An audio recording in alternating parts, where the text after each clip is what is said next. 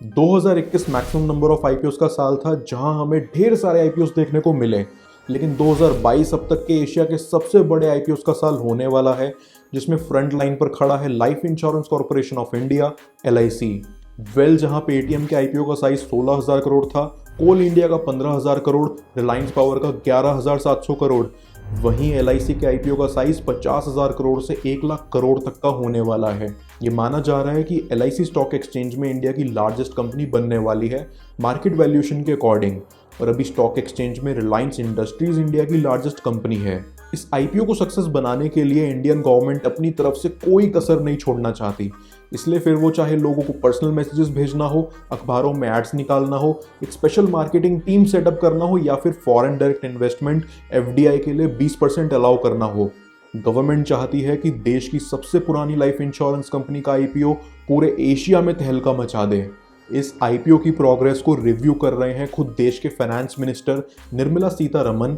In fact खुद Narendra Modi government के आर्थिक एजेंडे में LIC का आईपीओ एक प्रमुख एजेंडा है। वो इसलिए क्योंकि आईपीओ से मिलने वाली रकम का इस्तेमाल भारत सरकार अपने राज्य के घाटों को कम करने में लगाना चाहती है। लेकिन अब सबसे बड़ा सवाल आ जाता है कि क्या 2022 में ये सही वक्त है LIC आईपीओ लाने का?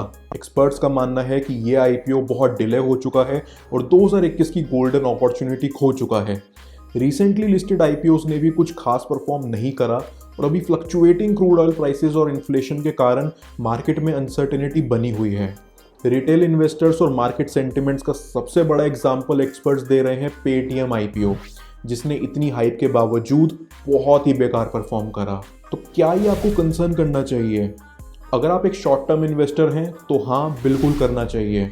इसको एक मैक्रो पर्सपेक्टिव से समझिए कि इंडिया का इंश्योरेंस सेक्टर बहुत बड़ा है।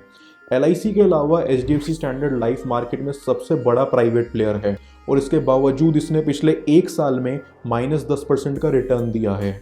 हालांकि कुछ प्लेयर्स जैसे कि SBI लाइफ और मैक्स फाइनेंशियल ने पिछले एक साल में 30% से ज़्यादा का रिटर्न दिया है, लेकिन इन सबको डायरेक्टली LIC से कंपेयर करना गलत होगा। LIC के कोई एक नहीं बल्कि लिटरली बहुत सारे प्रोडक्ट्स और सब्सिडरीज हैं, इसलिए इसकी वैल्यूएशन लगाना बहुत हार्ड है। अब LIC के फ्यूचर का क्या? LIC का साइज, उसकी ऑफरिंग्स और गवर्नमेंट इन्वॉल्वमेंट को देखते हुए ये तो क्लियर है कि लाइफ इंश्योरेंस स्पेस में LIC अगले 30 से 40 साल कहीं नहीं गई। ये चीज़ इसे बाकियों से बहुत अट्रैक्टिव बना देती है, और इसलिए लॉन्ग रन में अच्छे रिटर्न्स देने की यहाँ प्रोबेबिलिटी बढ़ जाती है। मेरे अकॉर्डिंग आईपीओस बहुत ओवररेटेड हैं। अगर कोई कंपनी एक अच्छी इन्वेस्टमेंट है तो वो आईपीओ हो जाने के बाद भी एक अच्छी इन्वेस्टमेंट ही रहेगी। याद रखना, आपको कभी भी फोमो में नहीं आना। ऐसे बहुत से स्मार्ट इन्वेस्टर्स हैं जो आईपीओ पूरा हो जाने के बाद वेट करते हैं कि या तो वो स्टॉक प्राइस स्टेबल हो जाए, या फिर मार्केट की एक्साइटमेंट खत्म हो और उसका प्राइस गिरे और वो खरीद लें।